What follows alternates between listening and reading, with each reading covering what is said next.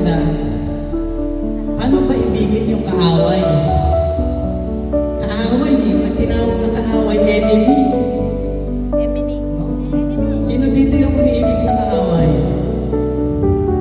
Kayo, mga kids. May mga kaaway ba kayo? May mga nanakaaway na kayo? Anong ginawa niya? Inaway niya din, no? Inabangan. Yan. So, isa lang po, no? Isang example lang po ito ng pagmamahal natin sa kapwa at mapapakita natin yung pagmamahal sa Diyos. Paano po? Pag may kaaway tayo, ano dapat ginagawa? Ipag-pray. Bukod doon, paano tayo yung maghinawaan? Diba? Yung bigat na nararamdaman natin sa kaaway natin, anong gagawin natin? Magpatawad. Diba? Hindi mo man sabihin dun sa kaaway mo na mahal kita. Pero yung sabihin mo pinapatawad na kita, isang the best example yun na na nagmamahal ka, na meron kang pagmamahal. Diba? Sabi nga nila, kahit gaano masama yung tao, merong natitirang pagmamahal sa puso yan. Amen ba? Amen ba mga kapatid? Siguro isa sa pinaka-the best example ko na yung pinatawad niya yung kaaway niya. Kung alam niyo yung istorya ni Cherry Pie Picache. Alam niyo po? Alam niyo po kung mga kids, ito napaka-the best, isa sa the best example. No? Alam niyo ginawa ni Cherry Pie Picache, ano nangyari sa kanya?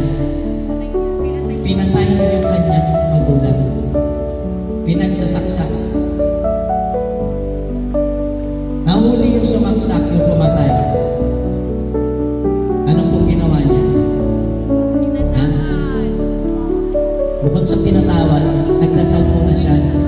No? Tumawag siya sa Panginoon. Panginoon, ano ba yung dapat mong gawin? Napakabigat yung nararamdaman ko. Diba? Sa interview na panood ko yun, sabi niya, napakabigat, napakasakit. No? Bilang isang tao na mawala ng magulang. Yung nagkasakit nga diba? Masakit. Pero yung pinatay. Diba? Pero nanaig sa kanya yung pag-ibig ng Diyos. Napakabigat nun. Diba? Alam mo ginawa niya? Pumunta siya sa kulungan, siya pa yung pumunta kasi nakakulong Kinausap niya. Iyak siya ng iyak sa harapan. Bakit mo nagawa? Ano bang pumasok? Diba? Ano lang sinabi ng pumatay? Humingi ng tawad. Pero sinabi niya, alam mo yung pinaka-nakaka-touch doon? Sinabi niya, harap-harapan, pinapatawad na kita. Pero kailangan mong pag-dusahan. Pero napaka example na pinapakita niya na yung pagmamahal niya sa Diyos, no? At pagmamahal sa kapwa. Amen ba? No, kasi yung pagpapatawad pagka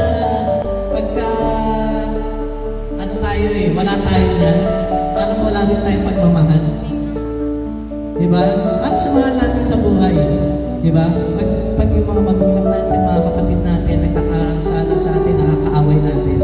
Diba? Sasabihin mo sa kapatid, walang kwenta yan.